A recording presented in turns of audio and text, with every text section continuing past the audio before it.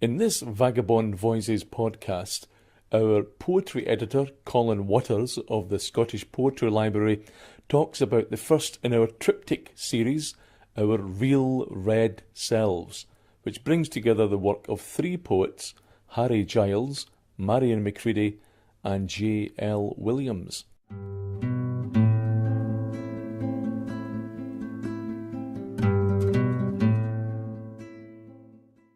The idea with the triptych series of books, we're borrowing, shall we say, T.S. Eliot said genius steals and doesn't it, but we're borrowing from Penguin Modern Poets the idea of doing three poets in one book. It's a good idea.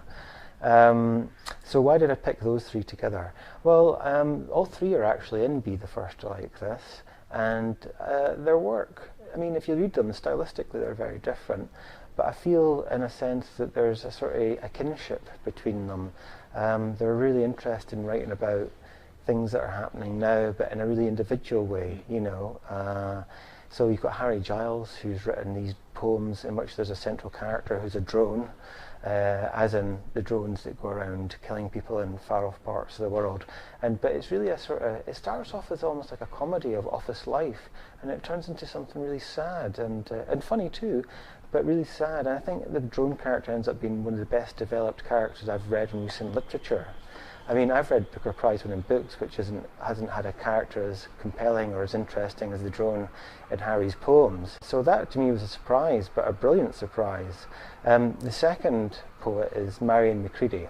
Now, whereas Harry deals with war and it's sort of, I guess, it's backwash into ordinary life, Marion's writing about childbirth. It's almost a sort of an impressionistic history of childbirth over the past century, and how I guess the medical establishment has sometimes looked at childbirth as a problem to be solved rather than a natural process.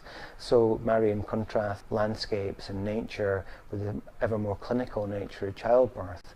What I love about Marion is she's got her own sort of idiolect, I guess, or she's got her own sort of things like rhubarb and daffodils. She's the only person I know who's ever written a successfully sinister poem about rhubarb, you know, and I really love the way that she takes these things that our imagination's drawn to and weaves them into her own sort of world.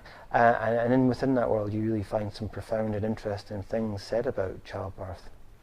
And then finally, we return to war with J.L. Williams, Jennifer, who's written this really savage collection of poems about war.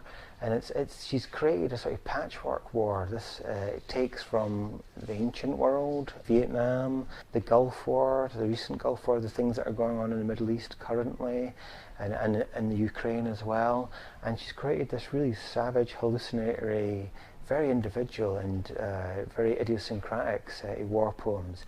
I mean, when you read it, what I think of are certain war artists rather than war poets. I think of the sort of war paintings that Goya did, that sort of savage hallucinatory quality, rather than Wilfred Owen or Siegfried Sassoon. I think that's a real triumph on her part, the way that she's been able to, although never a combatant herself or married to one or the daughter or sister of one, she's managed to somehow synthesize what's going on in the world and her reading of previous wars and come up with this really individual and fascinating selection of war poetry. So there's two sets of war poems and one is childbirth, but I think there's sort of these polarities between how we enter life and how some people leave it is what gives it the cohesive unity. The title, Our Real Red Selves, comes from a line in a poem by Marion, and it's amazing the way in which images and language bounces between the three collections, even though one of them is different from the other two. In unique ways, they really managed to create this sort of patchwork view of the sort of life at its most raw and red and real.